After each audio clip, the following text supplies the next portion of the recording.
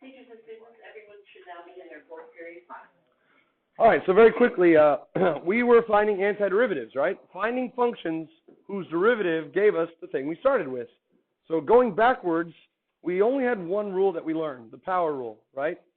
Since derivative power rule was multiply and subtract, antiderivative power rule, if you have something, of course, of the form ax to the nth power, it becomes x to the n plus first power, and then you either multiply by the reciprocal or divide by the new exponent to get your new coefficient.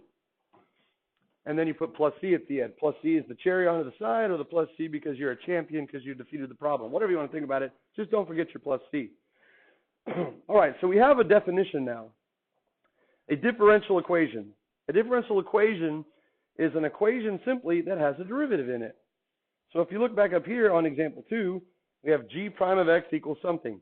That is called a differential equation. Or in college, they call them diff EQs. Now, because it's a first derivative, we actually call this a first order differential equation. If it were a second derivative, we'd call it a second order differential equation. If it was equal to g triple prime, we'd call it a third order differential equation, so on and so forth. So what do we do with differential equations? We solve them. So what the heck does it mean to solve a differential equation? It's a little bit different than it means to solve a regular equation. You're not trying to find the value of x that makes it true. You're trying to find the value of y prime or y double prime or y triple prime that makes it true. So what that means is you're trying to find the original function from which the derivative came. So in this case, on example 2, if we start with g prime of x, solving it means getting back to g of x. If that had been g double prime, solving g double prime means getting all the way back to g of x, the original function. When you have a plus c in your solution, we called it the general antiderivative yesterday. That becomes known as the general solution with the plus c at the end. If you are intended to find the value of c, you need to know something about that original function. Because remember, every time you take the derivative, you lose information. So to find what we call a particular solution to the differential equation, we use an initial condition, which is essentially an ordered pair, typically, that satisfies the original function that we're trying to get back to. So that'll give us enough info to algebraically find that unknown constant of c. So in this respect, solving a differential equation and finding an antiderivative are what? Same, right? Solving a differential equation and finding an antiderivative are really the same. It's just presented to you in a slightly different package. So let's jump to example 3. It says to solve the differential equation, f prime of x equals 3x squared plus 1. If f of 2 is equal to negative 3. Okay, so looking at this right here, that's a differential equation. It's a first order differential equation. So solving it means getting back to f. I could do that. Let's try it. If I take the antiderivative of both sides, what's the antiderivative of little f prime? Little f. Right. Remember we said yesterday if it has a prime, you take one away each time. If I had started you with little f, you would go back to big F. All right, with two terms on the right, we have two separate problems. Using the power rule, what is 3x squared's antiderivative? X cubed. Right. So if you want to use the rule, leave a space, add 1 to 2 to get 3, and then multiply by the reciprocal of 3, a third, times a third that's already there, you get 1. So you can do that in your head. Plus, the antiderivative of 1 is x. Right, if it's a constant, all you do is you add an x to it. And if you walk away now, you're a loser. Don't walk away now. Put what? Plus c. Right, now you're a champion. Good. So this is what we call the general solution. The general solution. To find a particular solution, we need an initial condition. And this is what we call the initial condition. Now, when you're doing particle motion, initial time corresponds with t equals 0. Initial condition does not necessarily correspond with x equals 0. Rather, it is an ordered pair that satisfies the initial function, the function we're trying to get back to by solving. All right, so in this case, it's the ordered pair 2, negative 3. So you need to show that you're plugging it in. So you could either say at the point 2, negative 3, colon, or you could even say for f of 2 equaling negative 3, colon. In either case, remember, you're going from a variable to plugging in a number. You have to show what you're doing. So in essence, you're setting now f of x equal to negative 3 and plugging in a 2 for x, which gives you 8 plus 2 plus c. So c is equal to what? 10 on the right, bring it across, it's negative 10, you get negative 13. Are we done? Did we find the particular solution? No, not quite. We have all the ingredients. We just need to plug the negative 13 back into the general solution. So, is a good transitional word instead of thus or therefore. So f of x equals x cubed plus x minus 13. And we call that the particular solution because it's very particular. In fact, it's the only function in the whole wide world whose derivative is 3x squared plus 1, whose graph happens to pass through the ordered pair to negative 3. Hard to get more particular than that. So even if you were just asked to find the particular solution, you would indeed find the general solution first. Okay, and once you have the general solution, then you're going to plug in and find the value of c, I call it second, yeah, to find the particular solution. All right, there you go. Any questions on that? Kind of easy, kind of fun. They do get more fun. They don't always stay kind of easy either, so that just makes it more fun. All right, example 4. Find the particular solution to the following differential equation. All right, we don't even want the general solution, so are we going to find it? Yeah, we actually have to find it first. Okay. So dy dx, that's a different version of a derivative, so it's equal to that. That is still a first-order differential equation, and we have an initial condition that passes through the y-axis at negative 2. Okay, great. So really, all we have in our toolbox are this new tool, which we call the power rule. I'll call that the hammer. And then every other rule is really just recognizing a derivative of something. So we'll call all those other things in that chart, we called it the pickaxe last period. So I like that. So we really only have two tools, a hammer and a pickaxe. And so we have to start making all of our integrands look like nails that we can hit with a hammer, or rocks that we can break with a pickaxe, like we're on a Siberian chain gang. All right, so I have two terms here. I think I can handle the antiderivative e to the x. I think that's pretty easy. But this one here, kind of looks gross. I don't, first of all, recognize this as the derivative of anything in its current form. Can I distribute the negative 1 and distribute the 20 so that I can make it into power rule? Term? No, it can't do that. So what to do? Well, we can rewrite it a little bit, right? Not much we could do. We can't even distribute the 20. In fact, all we can really do is, since that entire quantity is to the negative first, I can write it as 1 over 1 plus x squared to the positive first. And now it's like, hey, hello, Mr. Derivative of arctangent. There you go. So if you had the 20 in the top, 20 over 1 plus x squared, no big deal. Constant multiples go along for the ride. They're there in the beginning, they're there in the end. So if you're going to do any rewriting, you make sure you rewrite the dy dx as well. So now we'll go to the antiderivative on both sides. The left side becomes y. And the antiderivative of e to the x is e to the x, right? It's his own grandson as well as his own grandfather. Plus 20 goes along for the ride. And of course, then the antiderivative of the 1 over 1 plus x squared is arctangent or inverse tangent. Either one. Arctangent or inverse tangent of x. And plus c. Yeah, plus c. Good. Don't forget the plus c. On a test, on an AP exam or my test, hopefully this won't be the case, but let's say you don't know anything about an antiderivative, you just put y equals plus c. Would you get credit? No, but if you put x plus c, now you might for the plus c. So as long as it's tied to some function, you can get credit. And I guess if you put 0 plus c, if you don't want to have anything but the plus c, then that works too. But don't just put plus c, because then it's like, what are you adding to the plus c, right? Oh, that's a good question. Could you just put c? Yeah, probably so. Probably so. Could you get crazy and say that it's e to the x plus 20 arctangent minus c? Could you do that? You could, right? But be careful who you're taunting, right? People who are grading your paper, you want them to be on your side. So anyway, typically we use plus capital C. It works well. All right, so we found the particular solution, right? We're done? No, we're not done. That's the general solution. Okay, so now we got to use the initial condition. So I'll say at 0, 2, or 0, negative 2, actually. We get negative 2 equals e to the 0 is 1 plus 20 arctangent of 0 plus c. Now you can leave arctangent of 0 as arctangent of 0 and have an ugly value of c, but we also prepare for multiple choice questions. So what is arctangent of 0? 0. Very good. You answer that by either envisioning the graph of arctangent passing through the origin, or you say tangent of what angle is 0. And if you're unsure about which quadrant to put your angle in, always go with quadrant 1, because all 6 have PVRs in quadrant 1. So because tangent of 0 is 0, arctangent of 0 is 0. Did we also what? Yes, but that's what I said.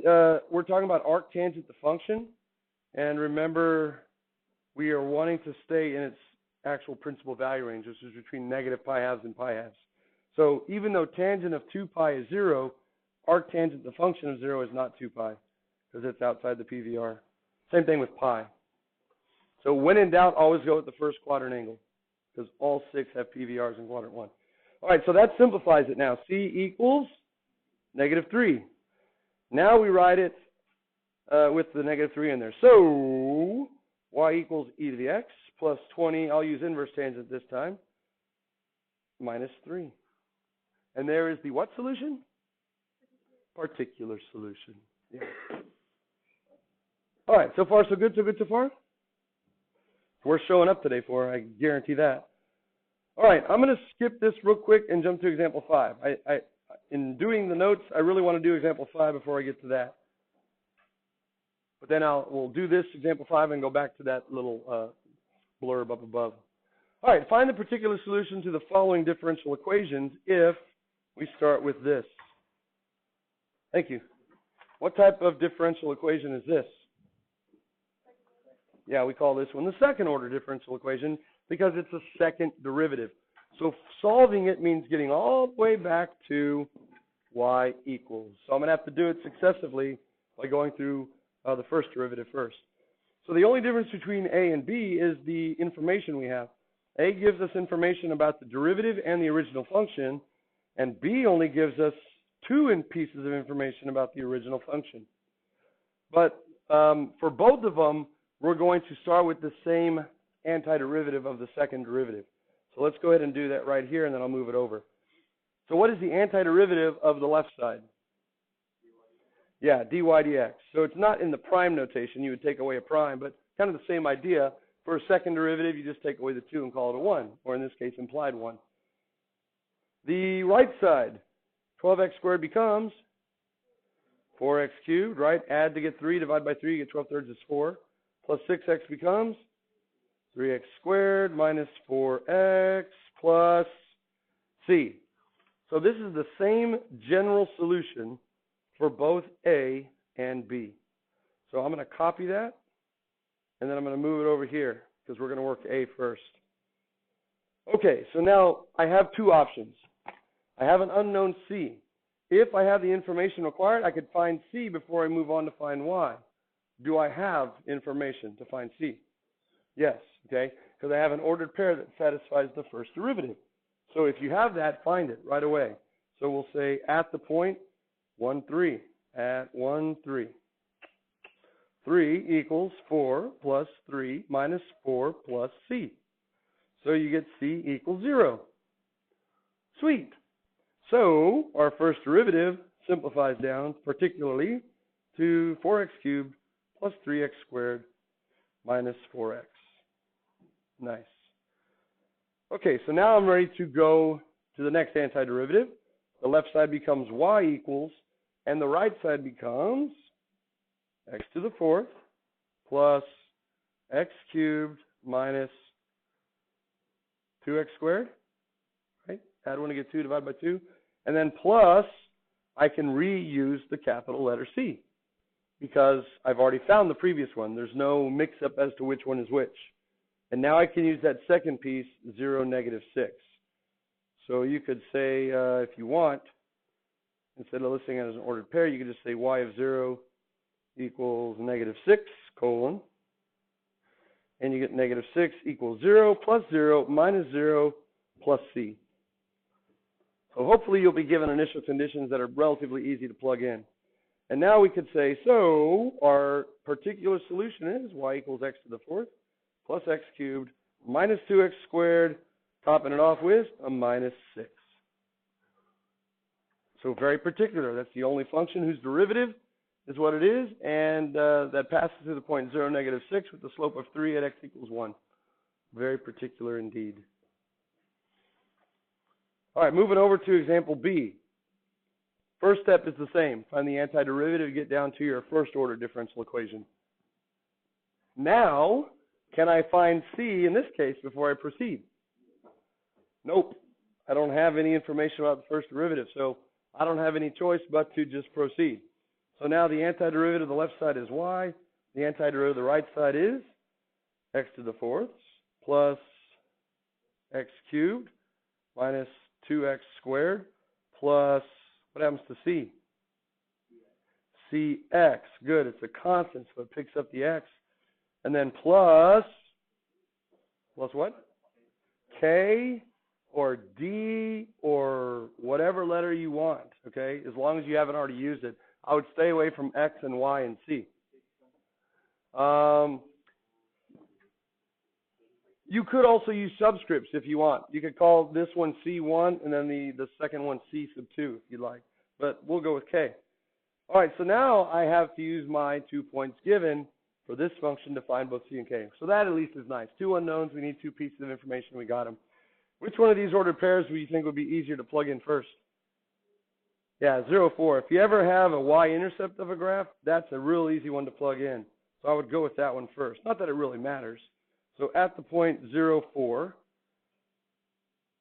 you get 4 equals 0 plus 0 minus 0 plus 0 plus k. So you get k equals 4.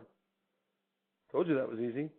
So, or therefore, y equals x to the fourth plus x to the third minus 2x to the second plus cx to the first plus 4. And now we've got one more variable to find, letter C, and a more ordered pair. Sweet.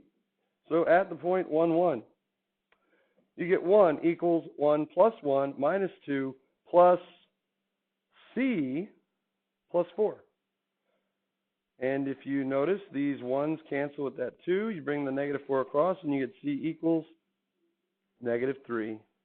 And then your final answer, therefore, or so, y equals x to the fourth plus x to the third minus 2x squared minus 3x plus 4.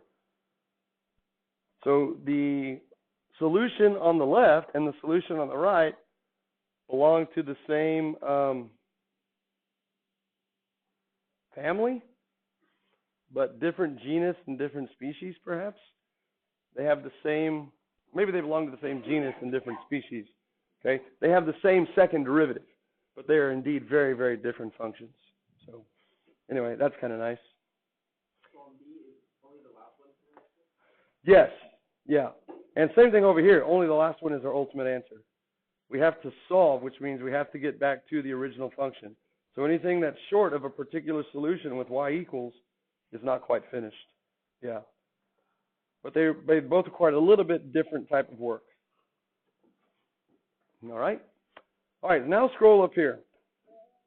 Go up. Whenever we were taking the derivative, we had the noun format, right? F equals x squared. What is f prime? And we differentiated both sides. But then there was this verb format, d dx of f of x. When you see that, you know exactly what to do. It means take the derivative of what follows with respect to x. There is an equivalent verb format for anti-differentiation, and it also involves a dx. Here's what it is. It looks like a super S f of x dx. This super S symbol, you'll get very, very used to it. It's called the integral symbol, and there is a reason that it looks like the S, which we'll discover why in the next section. But that is then in front of a function that you're going to be anti-differentiating. That thing that you're anti-differentiating is called the integrand, kind of like the thing under the radical is the radicand. And then the dx at the back end, the right bookend, we just call that the variable of integration. Just like this dx is the variable of differentiation. So when you see the integral symbol, it means find the antiderivative with respect to x of f of x. Okay? So the integral symbol is your verb. Now because it's an integral symbol, that's its name, and you're finding the antiderivative, you can also say then that integration and anti-differentiation are mathematical synonyms. If you integrate an expression now, it's the same as anti-differentiating it because it's associated with the integral symbol. So we really have three things now that all mean the same thing, right? Find the antiderivative, find the integral, and solve the differential equation. They all mean the exact same thing. They're just given to you in slightly different packages. Okay, so let's try it out. Let's try it out. This jumps down to example 6. Evaluate each of the following. So you walk up to the problem and you see the integral of this function with respect to x. So really you're focusing on the integrand. This is the thing that you have to take the antiderivative of. And again, we only have two tools. We have the hammer, which is the power rule, and then all the recognized derivatives of the ones we've learned, those are the pickaxes. So we got to make everything look like, again, a nail or a big rock. Now, does anyone look at that integrand and say, oh, yeah, that's the derivative of Frank, where Frank is blah, blah, blah? Anyone know? I've been doing this a long time, and I can't look at that and say, oh, that's the derivative of whatever. What about a Hody-High rule? Is there a Hody-High rule for integration or anti-differentiation? No, because if there were, we would have learned it by now, right? There is no Hody-High rule. There is no product rule. There is no chain rule for integration. There's a power rule, or there's a manipulating it until you recognize it as the derivative of something. And I think that's what we have to do. Now, there are some strategies you could do. Notice that 5 is a constant multiple in the numerator, and I could factor out a 3 from the denominator. Constant multiples should be brought out to the front of the integral. Okay? They are the riders in the problem. They are going along for the ride. They are there in the beginning. They will be there in the end. They have no influence at all on what the antiderivative is. So, if you then pull those out front, you're left with a 1 minus x squared to the 1/2 power. I'll leave it like that. And in the bottom, when you factor out the 3, you have a 1 minus x squared, which if you put parentheses around it to the first, kind of now matches it up to the top. Don't forget your dx. The integral is your left bookend, the dx is your right bookend. If you miss either one of them, your contents could fall out. You don't want that. All right, so now since the bases are the same, we can actually simplify. We would do subtraction, right? 1/2 minus 1. So we're left with 1 minus x squared to the negative 1/2 power, which we can write, of course, as 1 over the square root of 1 minus x squared. And now you're like, oh, yeah, that was a pretty good costume there, Mr. Derivative of arc sine. Yeah. So 5/3 now goes along for the ride. And when you take the antiderivative or the integral symbol and the dx go away. Just like when you take the derivative of the ddx version, the d and the dx go away. So you say then this is just 5/3 arc or inverse sine of x plus c. Yeah. And there we call that the general antiderivative. No. See, and that's why there is no f. Is there an f anywhere in here? No, there's no f at all. That's why this is the verb format. Otherwise, it would have been like f prime equals that big ugly saying, and it would have said find f. Then you'd find the antiderivative. So in the verb format, there is no need to bring a name into this. Just work straight down, and each expression that follows is equivalent to the one above, right? It would be analogous to doing this. The derivative with respect to x of x squared, you know, that's just 2x, right? You don't say f prime equals 2x. You just work straight down. Teachers and students, at this time, we are releasing for B lunch. When you come back from B lunch, I would like to finish up these two guys, if that's okay, and then give you all a chance to do whatever you need to.